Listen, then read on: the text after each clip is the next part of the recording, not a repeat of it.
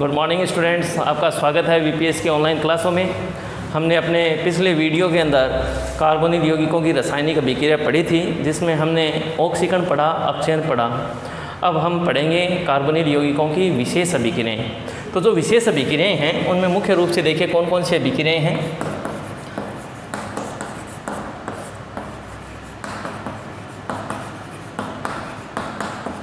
हम पढ़ रहे हैं कार्बनिक यौगिकों की विशेष अभिक्रियाएँ और इसमें हम पढ़ेंगे एल्डोल संघनन,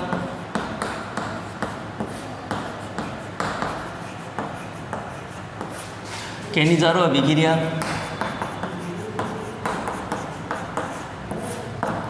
और टिशेन्को अभिक्रिया।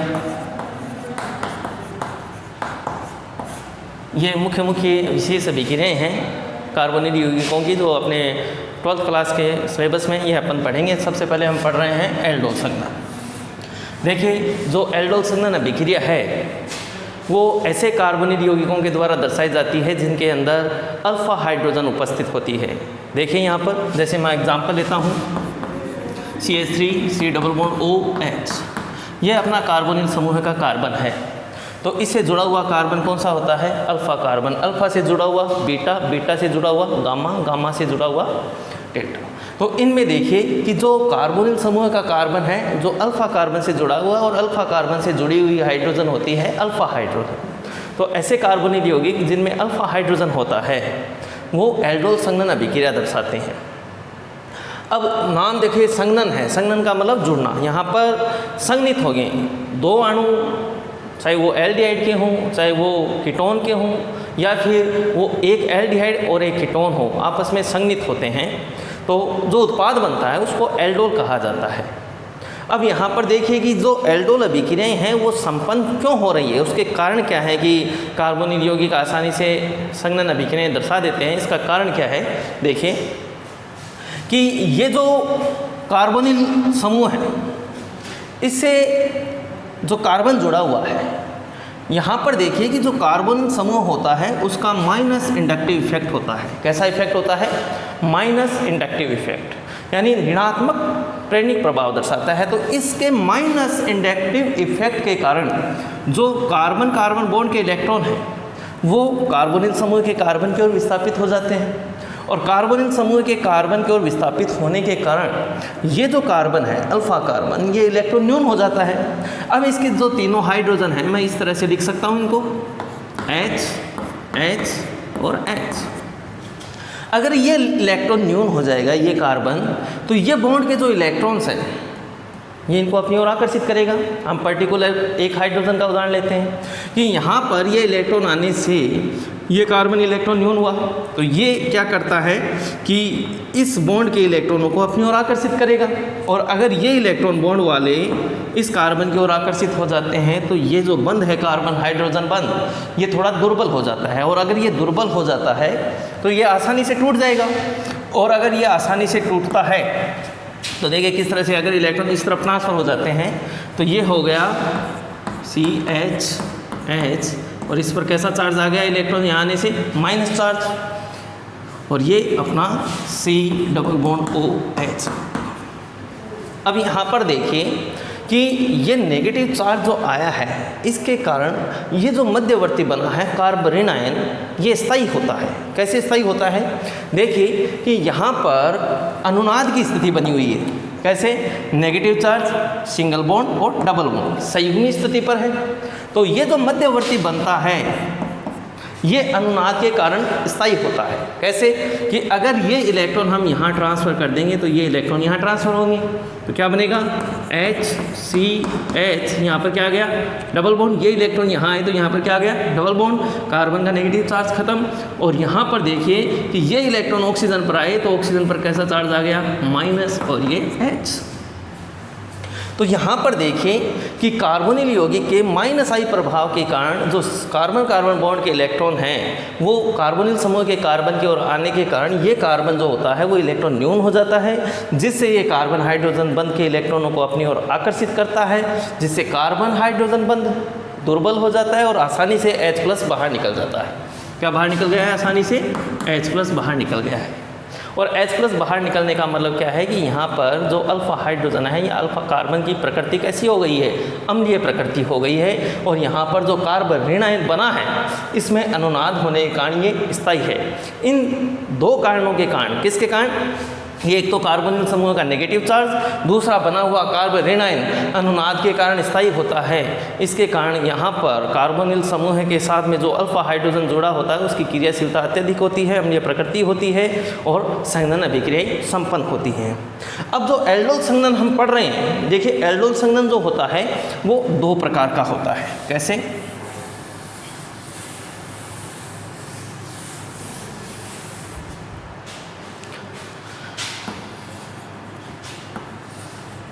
एल्डोल संघनन अभिक्रिया दो प्रकार की है। एक तो कहेंगे हम सम एल्डोल संघनन और दूसरा मान लीजिए विषम एल्डोल संघनन। देखिए सम एल्डोल संघनन में तो समान कार्बोनिल यौगिक यानी समान एल्डिहाइड, समान कीटोन आपस में संघनित होते हैं किसी क्षार की उपस्थिति में। जैसे अपन क्षार ले लें तो यहाँ पर हम क्षार ले सकते हैं, डाइल्यूट NaOH ले सकते हैं, KOH ले सकते हैं, सोडियम कार्बोनेट ले सकते हैं, बेरियम हाइड्रोक्साइड ले सकते हैं। ये जो क्षार हैं, जैसे ये अगर डाइल्यूट है तो दुर्बल हो गया। दुर्बल क्षार की उपस्थिति में दो अणु जो हैं कार्बोनिल यौगिकों के, चाहे तो वो दो समान एल्डिहाइड हों या दो समान कीटोन हों, आपस में संघनित होते हैं जिससे एल्डोल बनता है। देखिए कैसे, जैसे मैं एग्जांपल ले रहा हूँ यहाँ पर CH3 C double bond OH एसिटिल्डिहाइड है। दूसरा मॉलिक्यूल भी मैं ले रहा हूँ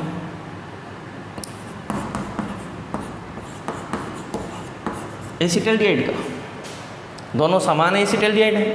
तो यहाँ पर देखिए जब दो समान अणु जुड़ते हैं तो उसको हम कहेंगे सम एल्डोल संघनन, ठीक है। और ये अभिक्रिया किसकी उपस्थिति में होगी भैया?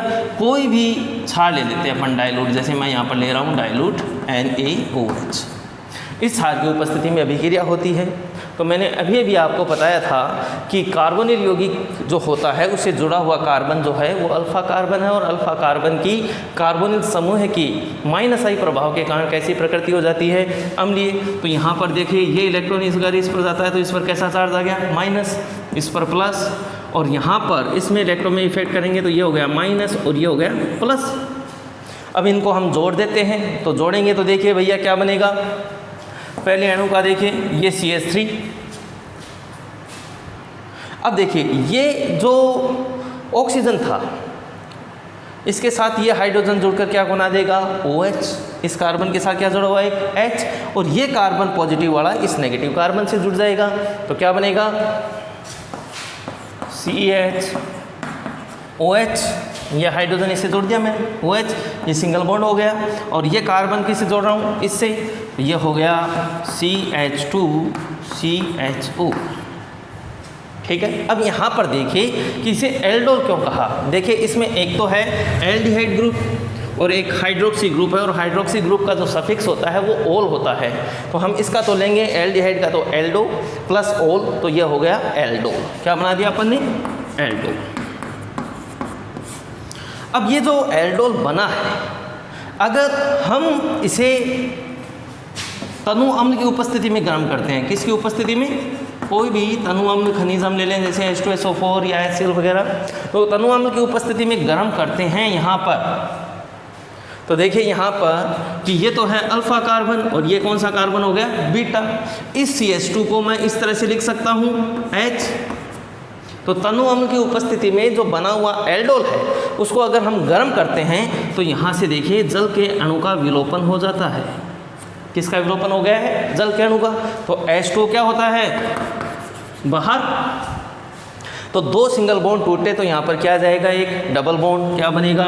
CH3CH double bond CH CHO।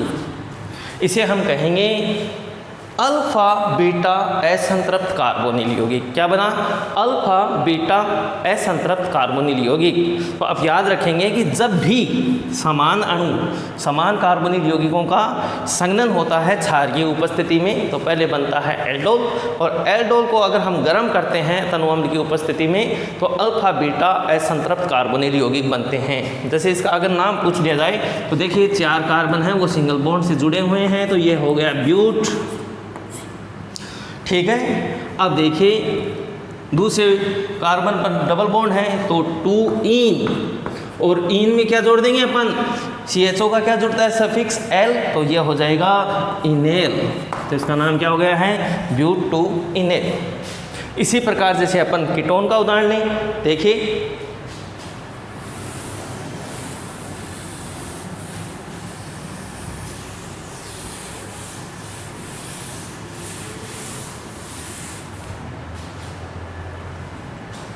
जैसे मैं एग्जांपल ले रहा हूँ CH3 CH3 double bond O, कौन सा कंपाउंड है? एसीटोन। और ये जो एसीटोन है इसी को हम रिएक्ट कर देते हैं दूसरे एसीटोन के मॉलिक्यूल के साथ। ठीक है, और अभिक्रिया किसकी उपस्थिति में होगी? यहाँ पर दुर्बल क्षार डाइल्यूट NaOH के साथ। ठीक है, अब जब यहाँ पर अभिक्रिया होती है तो दोनों अणु संघनित होंगे। एक का अल्फा हाइड्रोजन भाग ले रहा है, दूसरे का कार्बोनिल समूह भाग लेगा। तो इस CH3 को मैं इस तरह से लिख रहा हूँ CH2, और ये हो गया इसका H माइनस, और यहाँ पर ये माइनस और ये प्लस जोड़ देते हैं, संघनित कर देते हैं। तो अभिक्रिया में देखिए भाई, ये कार्बन तो इस कार्बन से जुड़ जाएगा, ये ऑक्सीजन इसके जुड़ जाएगा, और ये क्या हो जाएगा? Single bond. तो क्या बनेगा? देखिए CH3 ठीक है, और इसके साथ में ये क्या हो गया? OH, ये वाला देखिए, ये इलेक्ट्रॉन इस पर गया तो ये कैसा हो गया? पॉजिटिव। ये क्या हो गया? OH, और इस कार्बन को इस कार्बन से जोड़ देते हैं तो ये हो गया CH2 C double bond O CH3। अब ये जो अपना उत्पाद बना है इसको हम क्या करते हैं? तनु अम्ल की उपस्थिति में गर्म करेंगे। तो गर्म करेंगे तो देखिए यहाँ पर ये जो CH2 है इसको मैं इस तरह से लिख सकता हूँ H। गर्म करते हैं तो अल्फ़ा, देखिए ये यहाँ पर अल्फ़ा कार्बन, ये बीटा, तो अल्फ़ा से हाइड्रोजन, बीटा से OH समूह का विलोपन होकर किसका बाहर निकल जाएगा? H2O, और यहाँ पर 2 सिंगल बॉन्ड टूटे तो ये क्या जाएगा? Double bond CH3 C double bond CH C double bond O CH3 alpha beta असंतृप्त कार्बोनिल यौगिक बन रहे हैं। ठीक है, अगर हम इसकी क्रिया विधि पूछ ली जाए एग्जाम के अंदर कि भैया किस तरह से अभिक्रिया हो रही है, तो हम इसकी क्रिया विधि देखते हैं एल्डोल संघनन की। अभी अपन ने जो रिएक्शन पढ़ी है वो सम एल्डोल संघनन है। देखिए कैसे, जैसे मैंने अभी आपको एल्डिहाइड एसिटाल्डिहाइड का संघनन बताया था कि एसिटाल्डिहाइड के 2 अणु संघनित होते हैं। तो CH3 C double bond O H, CH2 H CHO, संघनन अभिक्रिया होती है माइनस प्लस किसकी उपस्थिति में? डाइल्यूट NaOH की उपस्थिति में। तो बनेगी तो क्या बनेगा? देखिए CH3, ये हो गया OH,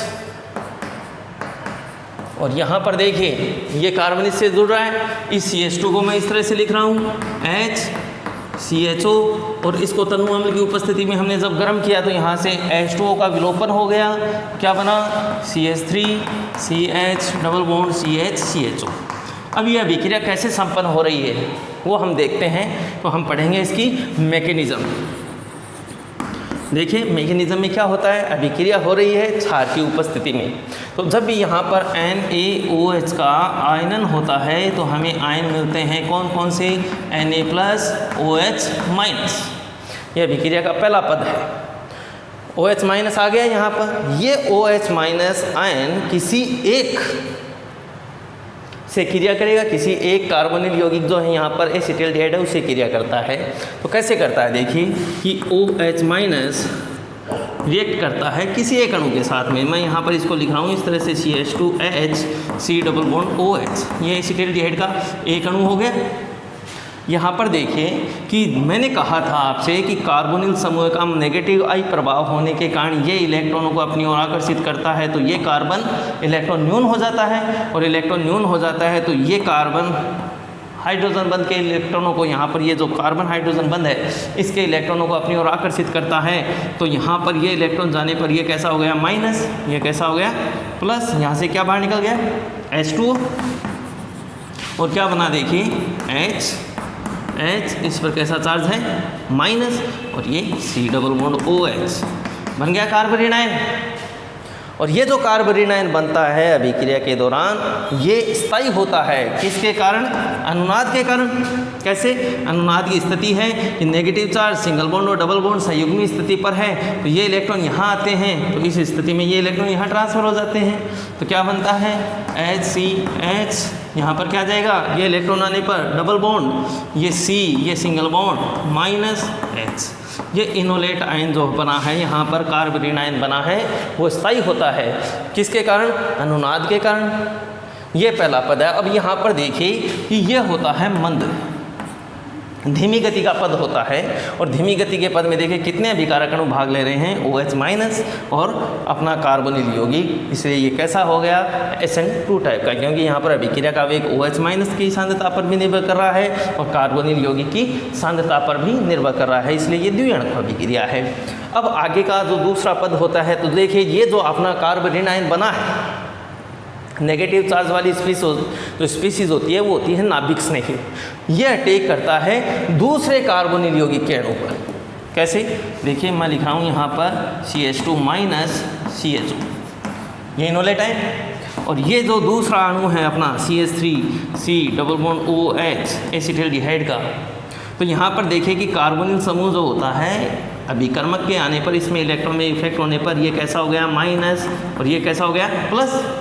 अब यहाँ पर ये इस पर कैसा योग करेगा, नाभिक स्नेही योग करेगा, नाभिक स्नेही योग करेगा तो क्या बनेगा देखिए CH3, ये वाला कार्बन, ठीक है, इसके साथ हाइड्रोजन जुड़ा हुआ है, ये हाइड्रोजन, ठीक है। अब यहाँ पर इलेक्ट्रॉन आने पर इस पर कैसा चार्ज आ गया है भैया, ये हो गया नेगेटिव, और ये पॉजिटिव नेगेटिव कार्बन जोड़ देते हैं तो ये हो गया CH2 CHO। तो पहले पद में तो हमने क्या किया है, इनोलेट आयन का निर्माण किया है।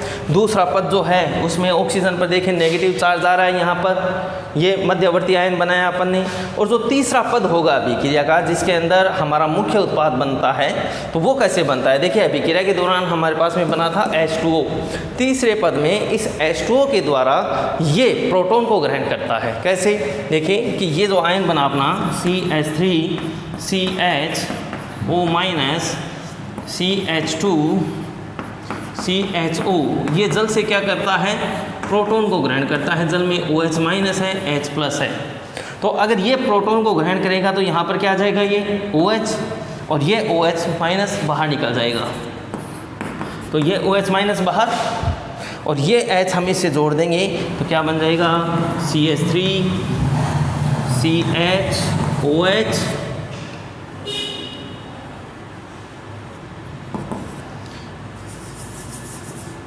CHOH और ये CH2 CHO बन गया एल्डोल।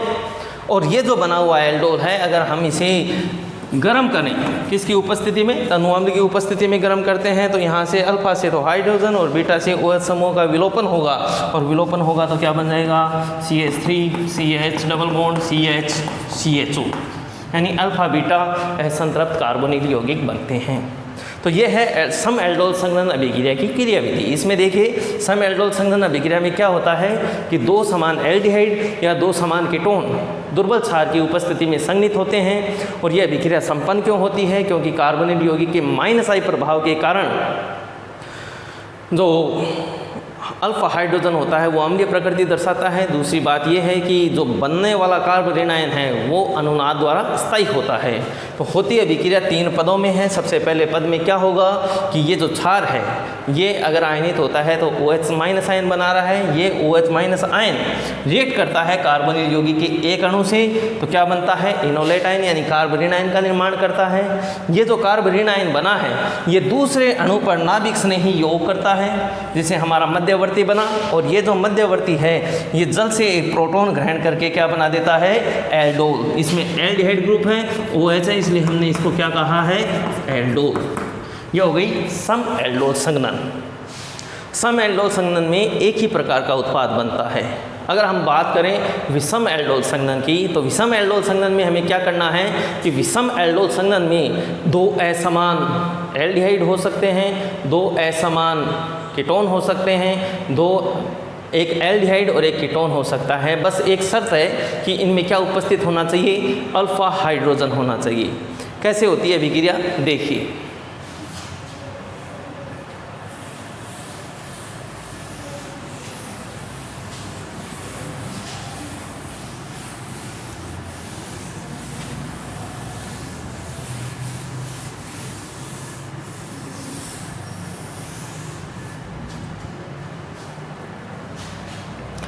पढ़ेंगे अपन विषम एल्डोल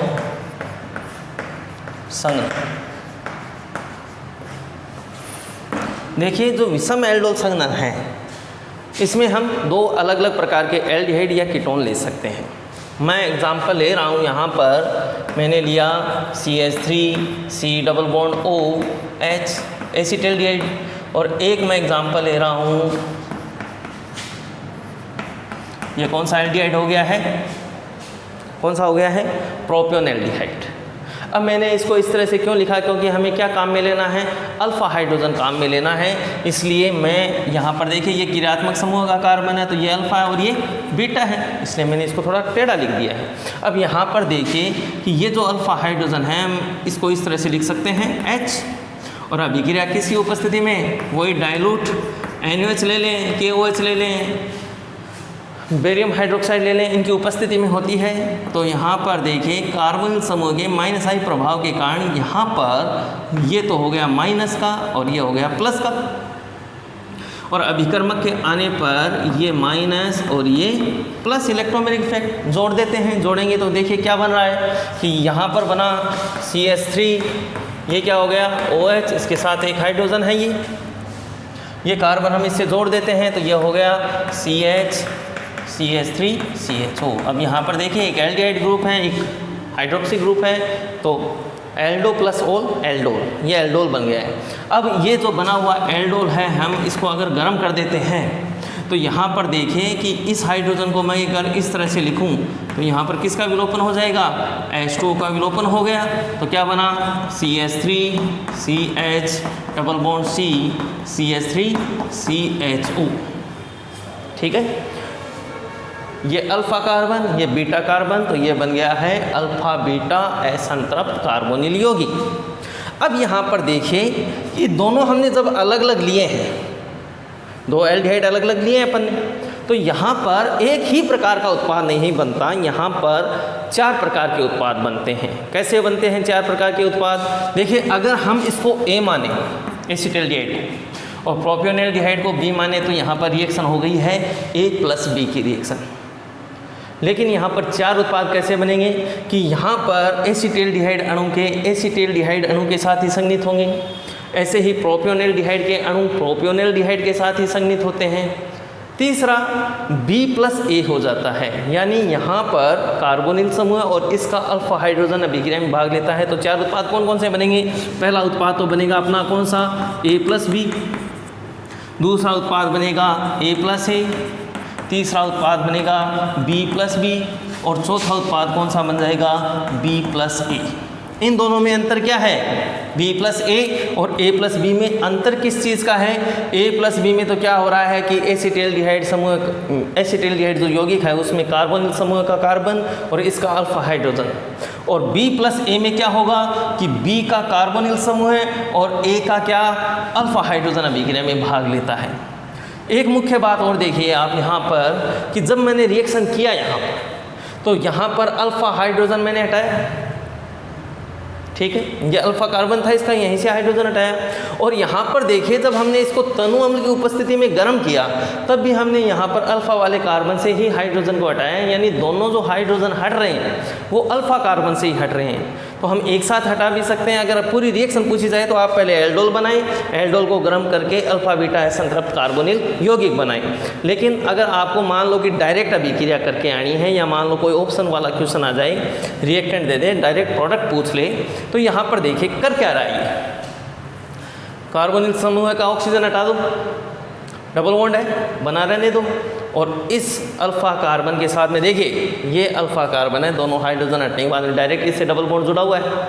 कर सकते हैं इस तरह से। देखिए जैसे इसका एग्जांपल लेता हूँ मैं कर रहा हूँ A+A, ये CH3, ये डबल बॉन्ड OH एसिटाल्डिहाइड। दूसरा भी क्या लेना है हमें, एसिटाल्डिहाइड ही लेना है। इसको इस तरह से लिखें, ठीक है। अब इसे समझने के लिए देखिए मैं इसको इस तरह से लिख देता हूँ, खत्म बात। कैसे कि यहाँ पर पहला हाइड्रोजन भी हमने अल्फा से हटाया, ये अल्फा कार्बन है, और दूसरा हाइड्रोजन भी वहाँ पर देखिए ये अल्फा कार्बन से ही हटा रहा हूँ मैं, तो दोनों को एक साथ हटा देते हैं, डायरेक्ट बना देते हैं। तो यहाँ से ये क्या चला गया, देखिए H2, दोनों के बीच में क्या जाएगा, double bond, CH3 CH double bond CH CH। समझे कि अगर आपसे डायरेक्ट उत्पाद पूछ ले, या मान लो रिएक्टेंट यहाँ पर प्रोडक्ट दे दे आपको, रिएक्टेंट पूछ ले, तो आपको करके क्या आना है, रिएक्टेंट बनाने के लिए वापस यहाँ पर डबल बॉन्ड O लगा दीजिए और इसके साथ 2 हाइड्रोजन जोड़ दीजिए, क्योंकि हमने यहाँ पर 2 हाइड्रोजन हटाए हैं। इसी प्रकार देखिए कि अगर हम B+B कर दें तो B+B में देखिए CH3 CH2 और C डबल बॉन्ड OH, और दूसरा मॉलिक्यूल भी यही है, लेकिन इसका कौन सा काम में लेना है हमें, अल्फा हाइड्रोजन, और वही डाइल्यूट NaOH की उपस्थिति में रिएक्शन करेंगे। तो यहाँ पर क्या डायरेक्ट निकाल दें, H2O, और क्या जोड़ दें, डबल बॉन्ड से, तो क्या बनेगा, CH3 CH2 CH double bond, ये क्या हो गया, CH3 CHO, ये तीसरा उत्पाद हो गया। अब चौथा उत्पाद बनाना है, तो चौथा उत्पाद में क्या करना है हमें, B+A, तो B का तो हम क्या काम में लेंगे, कार्बोनिल समूह, और A का क्या काम में ले लेंगे, अल्फा हाइड्रोजन। निकाल दीजिए H2O और जोड़ दीजिए, क्या बनेगा, CH3 CH2 CH double bond, और यहाँ पर आ गया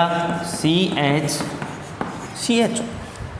तो यहाँ पर देखिए कि जब भी विषम एल्डोल संघनन आए अभिक्रिया, तो विषम एल्डोल संघनन में जो चारों उत्पाद अपन ने बनाए हैं, एक तो ये बन रहा है, दूसरा 1 2 3, ये चारों के चारों उत्पाद इसी रिएक्शन के साथ में लिख के आने हैं। ये बची हुई जो 3 रिएक्शन है आपको, ये आपको रफ में करना है, अलग से करना है, और चारों प्रोडक्ट इसी रिएक्शन के साथ लिख के आने हैं। अब देखिए कि विषम एल्डोल संघनन जो होता है वो रासायनिक संश्लेषण की दृष्टि से बहुत ही कम उपयोग में आता है। क्यों? क्योंकि यहाँ पर देखिए कि जो कार्बनिल यौगिक हैं उनके मिश्रण बन रहे हैं, और इन मिश्रण से इन कार्बनिल यौगिकों को पृथक करना बड़ा ही मुश्किल होता है। इसलिए ये कार्बनिक संश्लेषण की दृष्टि से जो विषम एल्डोल संघनन है वो इतनी महत्वपूर्ण नहीं होती है। ठीक है, अगला टॉपिक जो है हम अगली क्लास में पढ़ेंगे। धन्यवाद।